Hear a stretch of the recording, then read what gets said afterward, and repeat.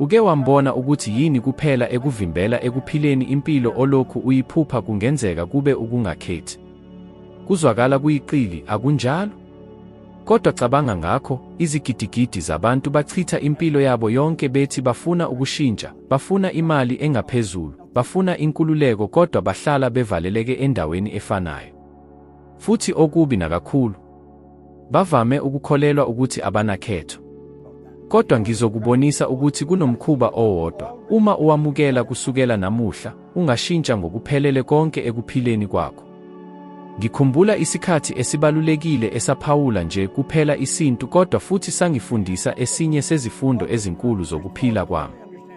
Kwakuyi-1962 lapho umongameli uJohn F. Kennedy ekhuluma lawo mazwi aqhubeka ezweni lonke, sikhetha ukuya enyangeni. Wayengenayo imali eyanele, bekungekho ubuchwepheshe obanele, akekho owazi kahle ukuthi kuyokwenziwa kanjani. Kodwa wanquma. Futhi leso sinqumo sashintsha konke. Uqaphele kanjani ukuthi abantu abaningi abanawo isinqumo? Bakholelwa ukuthi banquma, kepha empeleni bakhetha kuphela phakathi kwezinketho ezincane eziphephile. Uma kuziwa ezinqumweni ezinkulu, lezo ezingashintsha impilo, bayabuyela emuva.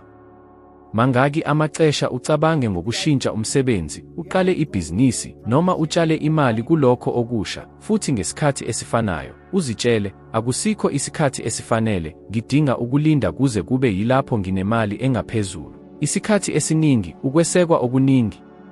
Umbuzo omkhulu ukuthi lesi sikhathi asifikile. Isikhathi sihamba, iminyaka ihamba ngokushesha, futhi uhlala khona lapho ukhona. Lokhu yikho ngikuqaphele eminyakeni eminingi, abantu abambalwa ngempela bafunda ukunquma. Uma unquma ngokuqinile, ngokungenakuguqulwa, udala iphuzu lokuphenduka. Izinqumo yilo eliqala lonke inqubo yokushintsha. Inkinga yilokho esikufundisiwe ukukholelwa ukuthi kuqala sidinga ukuthi sibe nayo yonke imali esiyidingayo ngaphambi kokwenza. Yona kibe. Ukube uKennedy wayelindile izimo eziphelele ukuze amemezele ukuya enyangeni, kungenzeka singakaze siye kuleyo nyanga. Akazange alinde imali, wanquma kuqala. Futhi yilapho impilo ishintsha khona. Izinqumo zeqiniso azinciki ku indlela. Zincika kuphela ku ngifuna gno, ngizokwenza. Uma wenza lokho, indlela iqala ukuvula. Kungathi izulu lilindile umyalo wakho wokunyakaza izingxenye ezivaliwe. Kodwa ngenkathi uthandaza, ngenkathi ucabanga ngezizathu eziyinkulungwane zokuthi awukwazi, akukho lutho oluyenzekayo. Bangaki abantu obaziyo abakhononda ngomsebenzi wabo, ubuhlobo babo, ukushoda kwemali, futhi baqhubeka bephinda izenzo ezifanayo nsuku zonke? Abashintshi ngoba abakaze banqume ngempela. Futhi nansi iqiniso, uma unganqumi, omunye umuntu unquma ngawe. Ibhosi lakho, uhulumeni, umphakathi, isikhathi bese uba yigqila. Ngiyazibona lokhu ngokwami. Ekuqaleni, lapho ngisebenza njengomlilo wokulwa eToronto, ngangibambekele ekujwayelekile okungakhokeli khona. Ngangingenayo imfundo, amathuba. Ngangihlala khona, ngikhononda ngokushoda kwamathuba, kodwa nganquma, ngishiya umsebenzi wami ngaqala ibhizinisi lami.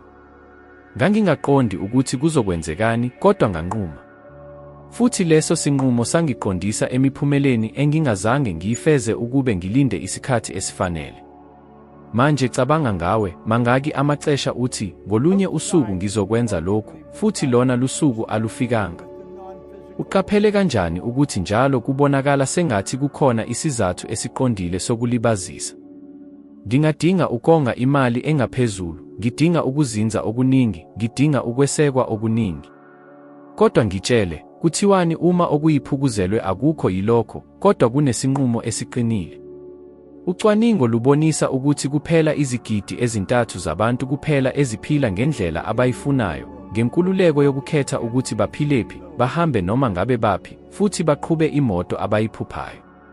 Izigidi ezintathu kuphela. Lokhu kusho ukuthi iningi liyaphila ngokuzigweba ukuthi kungani bengakwazi ukuba nalokho abakufunayo, uma, eqinisweni, okuyimpawu akuyona imali, akuyona isikhathi, akuyona ithuba.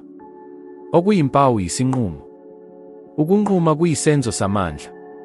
Yiphoqo lokungabuyi emuva. Uma unquma azikho izaba, akukho ukuphenduka emuva.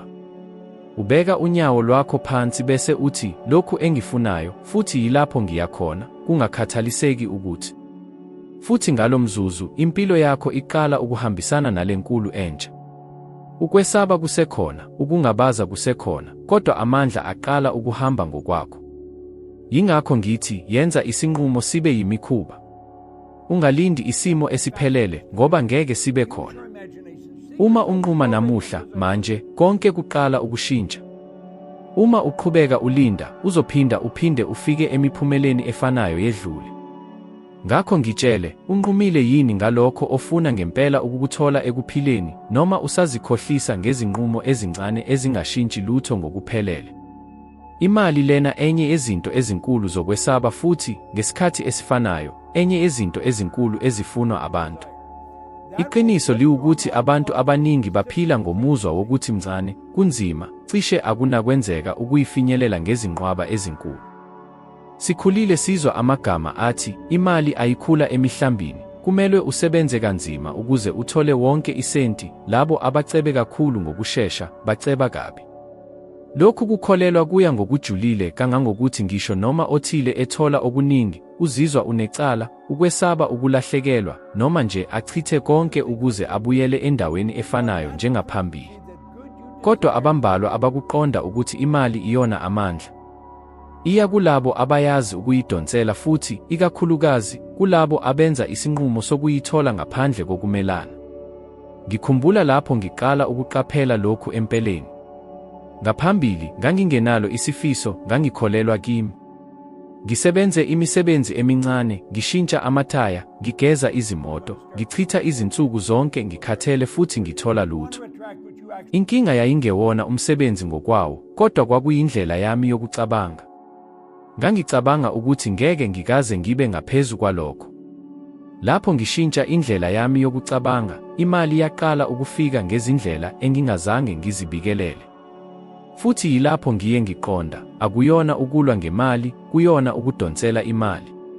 Abantu abaningi bayagqilazwa yilesi sizathu, angikwazi ngoba anginayo imali. Uqaphele kanjani ukuthi leli gama liphindaphindwa? Angikwazi ukuthenga indlu yami yephupho ngoba anginayo imali. Angikwazi ukuhamba ngoba anginayo imali. Angikwazi ukuqala ibhizinisi lami ngoba anginayo imali. Kodwa-ke, abakaze bayeke ukucabanga ukuthi imali ayiveli ngaphambi kwesinqumo, ivele ngemva kwalokho. Awudingi imali ukuze unqume, udinga isinqumo sokuba imali ifike. Ucwaningo lwakamuva mayelana nokuziphatha kwezezimali lubonisa ukuthi abantu abangaphezu kwamaphesenti 60 baphila ngesikweletu hhayi ngoba bathola kancane, kodwa ngoba abazi ukuthi bangayiqondisa kanjani imali yabo kulokho abakufunayo ngempela. Ukwesaba ukulahlekelwa kubenza banamathele kulokho abanalo kancane, futhi lokhu kunamathela kuvimba ukwanda. Kungathi ugcina umoya wakho, uzokwazi ukuwubamba isikhathi esingakanani ngaphambi kokuba uhluleke. Imali iyefana, idinga ukusabalala, idinga ukugeleza. Cabanga ukuthi mangaki amacesha ubona othile ephumelela ilotho bese elahlekelwa konke eminyakeni embalwa. Lokhu akuzenzeki ngengozi, kodwa ngoba indlela yomuntu yokucabanga ayishintshanga. Ngaphandle kwesinqumo, ngaphandle kokucaca, ngaphandle kokwazisa, imali iyabaleka. Ngakolunye uhlangothi, kunabantu abaqale besuka kuze kube yize futhi bakhe izimali nje, ngoba banquma ukuthi ngeke bamukele okuncane kunalokho abakufunayo. U-Oprah Winfrey, ngokwesibonelo, wazalelwa ezimweni eziphansi kakhulu, wabhekana nokukhathazeka, wabhekana nokwenqatshwa kodwa-ke, wanquma ukuthi uzokwakha impilo ecebile. Namuhla, ungomunye wabesifazane abanethonya kakhulu nabacebile emhlabeni. Akubanga inhlanhla. Kwakuyisinqumo noshintsho lwengqondo. Uqaphele ukuthi, kubaningi, ukukhuluma ngemali kudala ukungakhululeki. Cishe kufana nokuvinjelwe. Lokhu kwenzeka ngoba silungisiwe ukukholelwa ukuthi ukufisa ubuthebi kuyiziqitho noma ukukhahlela. Kodwa cabanga, ungabasiza kanjani abanye uma ungaziqedi? Unganikeza kanjani ukuphepha emndenini wakho uma uphila ngokungaphephile okuqhubekayo? Ungasebenzisana kanjani nezizathu ezinkulu uma ucwatshiswa ukukhokhela izikweletu zakho? Imali ezandleni ezifanele iyithuluzi lokwanda, inkululeko nenjongo. Ngifuna ucabange manje, mangaki amacesha uphuthe into ngoba ukholelwa ukuthi awunayo imali eyanele? Mangaki amaphupho uwabeke ebhokisini ngoba ucabanga ukuthi ayabiza kakhulu? Inkinga yayiyona imali noma yiyona ukushoda kwesinqumo sokulandela lokho okufunayo? Uma unganqumi ukuthi ufanele ubuthebi, ngeke ubufumane. Imali akuyona isitha, ibonakala kuphela lokho okukholelwa ngawe. Uma ucabanga ukuthi awukwazi, ngeke ukwazi. Uma ucabanga ukuthi kunzima, kuzoba nzima. Kodwa uma unquma ukuthi uyayifanelwe futhi uzoyithola, iqala ukubonakala kwamathuba, imibono, ubuhlobo, izimo ezingalindelekile. Futhi yilapho konke kuguquka khona. Ngakho ngitshele, ufuna ukuqhubeka ukukholelwa ukuthi imali iyisithiyo, noma uzimisele yini ukunquma ukuthi iyilona kuphela ithuluzi ekwakheni impilo olokhu uyiphupha? Konke ezulwini kuhamba njalo. Akukho lutho oluma. Yonke ingxenye, yonke into, yonke imicabango ivuza ngefrequency ethile. Lena yimithetho yendalo engaguquki futhi uyayilandela noma ukukholelwa noma cha. Inkinga enkulu ukuthi abantu abaningi bahlala befana, baqhubeka bephinda imicabango efanayo nsuku zonke futhi ngenxa yalokho baqhubeka benza imiphumela efanayo unyaka nonyaka. Yingakho ubona abantu abaningi beqala unyaka begcwele imigomo, begcwele amandla, bethi lokhu kuzobahlukile, kodwa lapho uDisemba ufika, baphendukela endaweni abaye baqala kuyo noma ngaphandle kwalokho. Incazelo ilula, bahlala bexhumene nevibrashi efanayo yedlule. Lokho ocingayo kudala imizwa, imizwa yenza izenzo, futhi izenzo zizisa imiphumela. Umaqonda ukuthi uma uqhubeka ucabanga ngendlela efanayo, uqhubeka uzizwa ngendlela efanayo, futhi ngokuzenzakalelayo, wenze ngendlela efanayo. Ngakho-ke, imiphumela ayishintshi. Kuyisikhohlakali esibi. Ungase ube uhlangane nalokhu, unquma ukuthi uzogcina imali, kodwa uqhubeka ucabanga ngokushoda, futhi ngaphambi kokuba wazi, uthola izindlela zokuchitha yonke. Noma uthi uzoshintsha umsebenzi, kodwa uqhubeka ududuzwa ukungakhululeki, ukwesaba, nokuntuleka kokuzethemba, bese ubuyela emsebenzini ofanayo owuzondayo. Ngiliqonde leli qiniso kuphela lapho, ngisesemncane kakhulu, ngangisebenza njengomlilo wokulwa eToronto. Ngangingenawo amathemba, ngangingenawo amasiko ezemfundo. Uma othile ebheka ngaphandle, wayeyosho ukuthi ngihlubukile ukuphila ngaleyo ndlela kuze kube phakade. Kodwa kwakukhona okuthile okwenzeka. Ngaqala ukufunda incwadi ethi Think and Grow Rich, futhi lokho kwavula isikhala engqondweni yami engangingeke ngikwazi. Kwakunjengokungathi ngishintshe amasiteshi erediyo eceleni kwekhanda lami. Ngishiya ijunithi yomlilo futhi, ngaphandle kokuba nokuhlangenwe nakho, ngaqala ibhizinisi lami lokuqala. Ngangingazi ukuthi kuzosebenza kanjani, kodwa ngishintshe ukuxhumana kwami. Futhi umphumela. Ngaphansi konyaka, ngangithole imali engaphezu kwamadola ayikhulu kuminyaka. Ngangingushintshile izwe langaphandle. Ngishintshe indlela engicabanga ngayo, futhi leso shintsho lasikhipha ukuxhumana kwami. Yilokho okulethele amathuba amasha nemiphumela.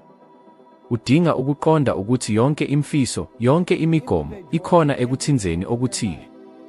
Uma ufuna ubuningi kodwa uqhubeka ucabanga ngegazi, uqhubeka ududuzwa ekuthinzeni kokushoda. Kufana nokuzama ukulungisa isiteshi serediyo ku-99.1 FM lapho umculo ofunayo udlala ku-one 104.3 FM. Kungakhathaliseki ukuthi uqhumisa kangakanani inkinobho ku-99.1, awusoze wazwa umculo ofanele. Ngokufanayo, kungakhathaliseki ukuthi usebenza kanzima kangakanani, uma ingqondo yakho ihlala inamathele ekucabangeni ukwesaba nokungaqiniseki, awusoze udonsa inhlanhla. Kukhona ucwaningo oluthakazelisayo oluqhutshwe yiHarvard Business School oluveza ukuthi abantu ababanjwa ezikhaleni zokukhathazeka ngemali baqeda ukwenza izinqumo ezimbi kuzo zonke izigaba zokuphila.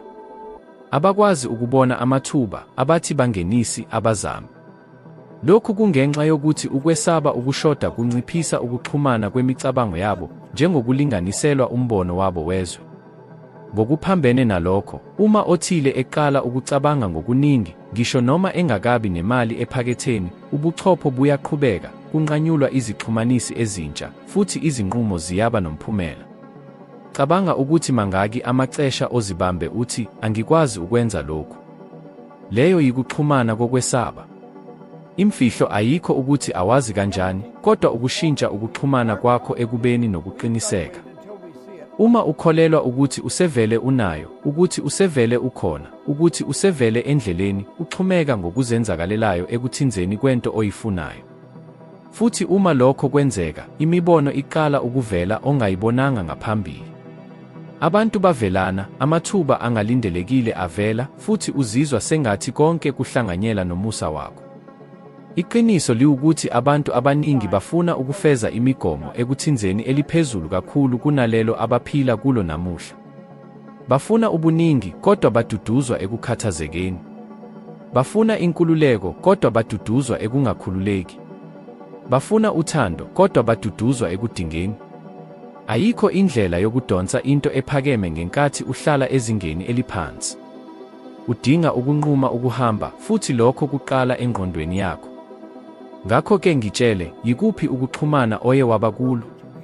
Uphinda imiphumela yedlule, ubanjiwe esikhaleni sokwesaba, noma uzimisele yini ukulungisa ukulungiswa kwakho ukuze ufinyelele ezingeni elisha lokuphila? Ukucabanga kuyithuluzi elikhulu kunawo wonke onalo, kodwa elingase ungazange ufunde ukulusebenzisa ngokwengqondo. Kusukela ebuntwaneni, sikhuthazwe ukuba saphe, kodwa njengoba sikhuphuka, isikole, umphakathi, kanye nomndeni baye basifundisa ukugcina izinyawo zethu emhlabathini, ukuba abaphilayo, ukuthi singabi namahlelo amaningi. Futhi yilapho siqala ukuzibekela khona imingcele. U-Einstein wathi ukucabanga kubaluleke kakhulu kunolwazi, ngoba ulwazi lukhona kulokho okusekhona, kuyilapho ukucabanga kudala lokho okungekho. Futhi uma uqeda ukubuka, konke okuseyingxenye yeqiniso lakho kwakuyimibono yomuntu othile. Ifoni oyithwala, imoto oyigibela, indlu ohlala kuyo, ngisho nesitulo ohlala kulo manje. Umuntu othile wayecabanga ngaphambi kokuba kube yiqiniso. Inkinga iwukuthi abantu abaningi bacabanga nje izinselele. Balala futhi bakha izimo zokwesaba, isicelo abangakwazi ukukhokha, isikweletu esanda, ithuba lokubulawa umsebenzi. Bachitha amahora becabanga ngalokho abangakufuni, bese bezibuza ukuthi kungani beqhubeka bedonsa okuningi okufanayo. Ingqondo ayihlukanisi ukucabanga neqiniso. Uma uqhubeka udala izithombe ezimbi, umzimba wakho uyaphendula, imizwa yakho iwe, futhi izenzo zakho zibe mncintiswa. Futhi uma lokhu kuphindaphindwa, imiphumela iyinselele ngokufanayo nalokho okukhiphe. Manje cabanga ngomuntu onjengoSteve Jobs. Wayengazi ukuthi uzokwakha kanjani umbuso wezobuchwepheshe lapho eqala. Wayengenawo wonke amaqanda.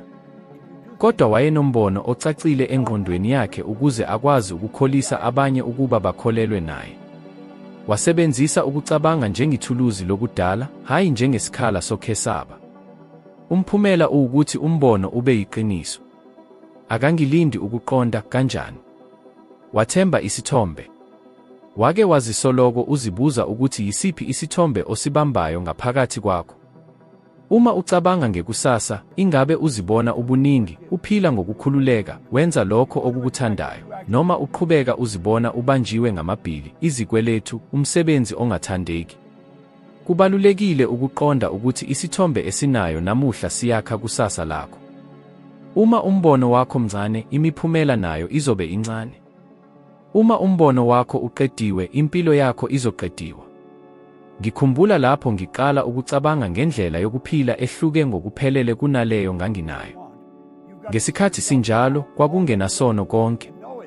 Ngangingenawo ukuqeqeshwa, ngangingenawo ubudlelwano, ngangingenayo imali. Kodwa ngaqala ukuzibona ngihamba, ngihlala ezindaweni ezinhle, ngisiza abanye abantu ukushintsha izimpilo zabo. Futhi kancane kancane, ngaqala ukwenza sengathi sengiyilowo muntu. Uma uzibona esikhathini esizayo bese uletha leso sithombe esikhathini samanje, kukhona okuthile okunamandla okwenzekayo, izinqumo zakho zishintsha.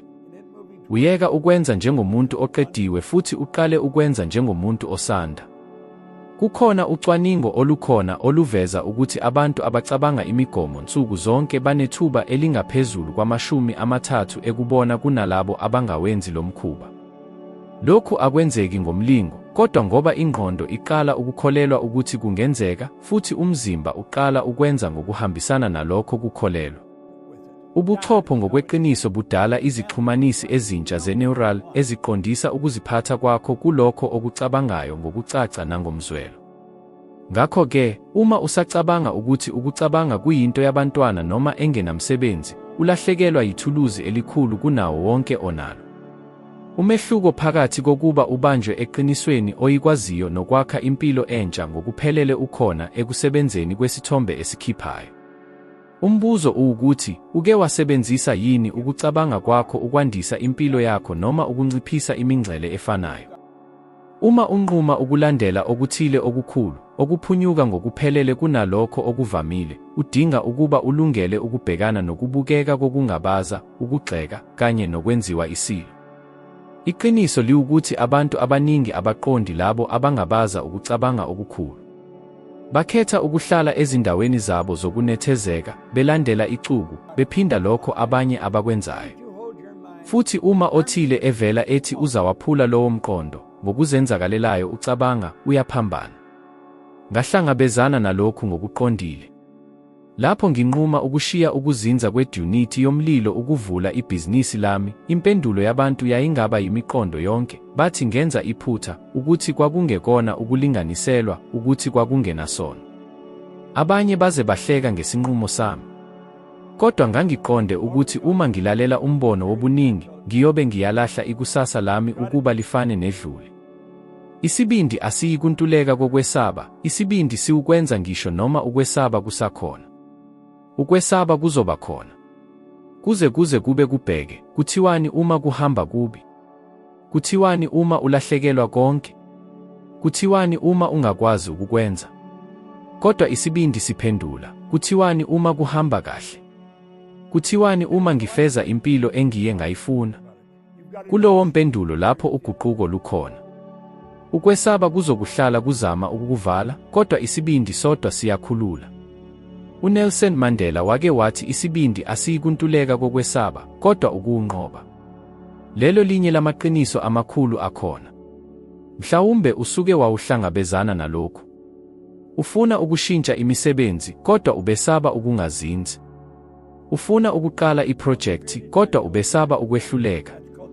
Ufuna ukuphelisa ubudlelwano obungakulungeli, kodwa ubesaba ukuba yedwa.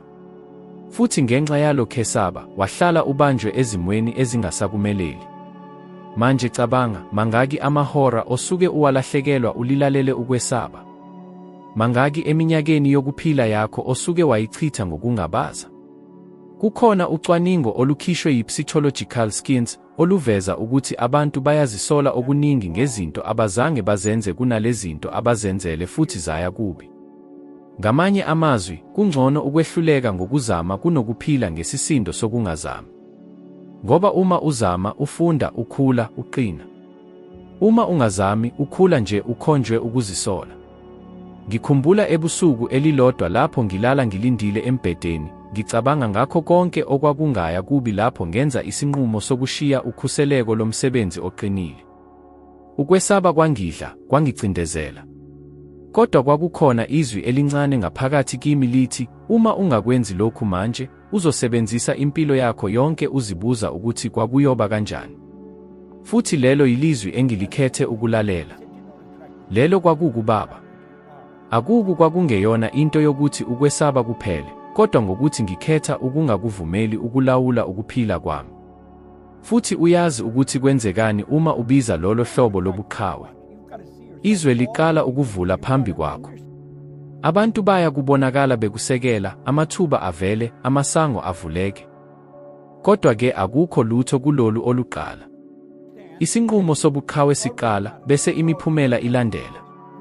Kufana nokuhamba emgwaqweni omnyama, awukwazi ukubona yonke indlela, kodwa isinyathelo ngasinye silikhanyisa esilandelayo. Engifuna ukuthi uqonde ukuthi isibindi akuyona into ephakeme, kuyinto ebalulekile. Ngaphandle kwayo uhlala uvalelekile empilweni oyaziyo kakade. Nayo unethuba lokuhlala impilo ebonakala ingenakwenzeka namuhla. Ngakho-ke ngitshele, ingabe uzoqhubeka ulalele ukwesaba noma uyakulungela ukwenza ngesibindi, ngisho noma akekho osekufundile ukukhetha kwakho. Konke engikwabelane ngakho kuze kube manje kuhlanganiswa endaweni eyodwa, isinqumo. Yisinqumo elimisayo inkambo yokuphila kwakho. Kodwa angikhulumi ngaleso sinqumo sokuqala esiwenzayo ekuseni bese usishintsha ebusuku. Ngikhuluma ngesinqumo sangempela, esiqinisekile, esingenakuguqulwa, lapho ususa khona noma iyiphi ithuba lokuphenduka. Uma unquma ngempela, esikhathini esidlule lilahlekelwa amandla phezu kwakho. Udala isiqalo esisha. Kufana nokuvala umnyango phakade nokuvula omunye oholela ekukhethweni okuhlukile ngokuphelele. Yilokho kanye okwenzekile kimi lapho ngishiya umnyango wezimbangi. Anginaziqu zekholeji, anginawo amava ebhizinisini, anginawo uhlelo oluqondile lokuthi ngizothuthuka kanjani. Kodwa nginqumile. Kusukela ngaleso sikhathi, konke kwaqala ukushintsha. Abantu engangingakaze ngicabange ukuhlangana nabo bavele, amathuba engingakaze ngiwabone aqale ukuvela, futhi ngakha indlela yami. Isinqumo sidala ukuhamba. Uma unquma, izwe liqala ukuzihlelela ngokwakho. Abantu abaningi bakholelwa ukuthi badinga ukulinda izimo eziphelele ukuze benze isinqumo. Linda ukuba nemali eminingi, isikhathi esiningi, ukwesekwa okuningi, ulwazi oluningi. Kepha iqiniso liyaphambene ngokuphelele, izimo eziphelele zivele kuphela ngemuva kwesinqumo. Mangaki amacesha othuke, ngizokuqala lapho nginemali? Kodwa uma unganqumi ukuqala, imali ayize. Ngingashintsha lapho nginesikhathi. Kepha isikhathi asisoze sabonakala ngoba uqhubeka uchitha amandla akho kulokho ongakuthandi. Isinqumo yiyona ki ekuvula konke lokhu. Kukhona isaga engingalilibali, umzuzu wokukholelwa kwakho kuhambisana nesifiso sakho, uhlangana naso. Kungaleso sikhathi lapho konke kuqala ukubonakala. Uma unquma ngempela, ingqondo yakho ihlanganisa umthamo womphumela ofuna. Futhi uma usesonhlanganweni, uqala ukwenza njengokungathi useyindoda ofuna ukuba yona ukuze uyifeze. Lolu shintsho lokuziphatha ludonsa izimo ezintsha, abantu abasha, amathuba amasha. Ngiyazi lokhu kungase kuzwakale kufana nomlingo, kodwa akuyona. Kuyisayensi. I-physics iseveze ukuthi konke kungamandla, kuhlanganise nemicabango yakho. Uma ushintsha amandla okwakha, ushintsha nalokho okukhangayo. Futhi yilokho engikubone izikhathi eziningi ekuphileni kwami. Ngibonile imali iqala ukufika emithonjeni engaqondakali, amabhizinisi andisa, uhambo namava abakhona, konke ngoba ngenze isinqumo esingenakuphikwa. Okudingeka ukuqonde ukuthi ukuzimisela kwesinqumo kushintsha ubukhulu bakho. Uyeka ukuba umuntu ofisa kuphela futhi ube umuntu osebenza njengokungathi usevele uyifeze. Lolu shintsho langaphakathi lunamandla kangangokuthi ngisho nabantu abakuzungezile bayaphawula. Abanye bangase baqale ukude ngoba abayikwazi ukuqonda. Abanye bazosondela ngoba bazobona amandla okukholelwa kwakho. Kodwa ngandlela thize iqiniso lakho liqala ukuguquka. Manje ngifuna ukukunikeza okuthile. Cabanga ngento oyilindile izinyanga, mhlawumbe iminyaka. Okuthile oyakwazi ngaphakathi kuzokhuphula impilo yakho, kepha awukaze ube nesibindi sokunquma. Kungaba ukuqala ibhizinisi, ukushintsha imisebenzi, ukubuyela esikoleni, ukuqala iprojekthi yomuntu siqu, noma ukuya edolobheni elisha. Khetha enye yalezi zinto manje. Futhi izinsuku ezi-30 ezilandelayo, yenza njengokungathi usevele unqumile. Zwa ukuthi kungaba njani ukuhlala lelo qiniso. Thatha izinyathelo ezincane zansuku zonke, ngisho noma awusaboni indlela ephelele. Uma ukwenza lokhu ngokholo, uzoqaphela ukuthi amandla angabonakali aqala ukusebenza ngomusa wakho. Lona yilowo muthi onguqula konke ngokuphelele. Uguqula isinqumo sibe yindlela yokuphila. Akuwona ukulinda isikhathi esifanele. Kuyindaba yokudala isikhathi esifanele. Ngoba uma unquma ngempela, okungenakwenzeka kuyeka ukuba khona. Ngakho-ke ngitshele, ingabe uzoqhubeka ulibaleka noma uzokwenza isinqumo namhlanje esingashintsha impilo yakho ngokuphelele? Akukho lutho oluguqukayo kuze kube yilapho unquma ukushintsha. Isinqumo yilona thuluzi, imbali eyenza konke okunye kukhule. Kungakhathaliseki ukuthi ukhona kuphi manje, kungakhathaliseki ukuthi uhlangabezane nezinselele ezingaki kuze kube manje, uma wenza isinqumo sangempela esingenakuphikwa, impilo yakho ngokuqinisekile iqale ukuhamba ngendlela entsha. Futhi uma uzizwe ukuthi lo myalezo uhambisana nawe, ngifuna ukukumema ukuthi uqhubeke lo hambo.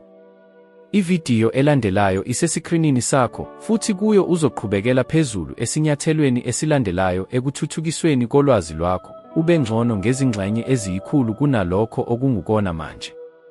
Ngiyabonga ngokuba lapha namuhla nami, futhi ngizokubona evidiyo elandelayo.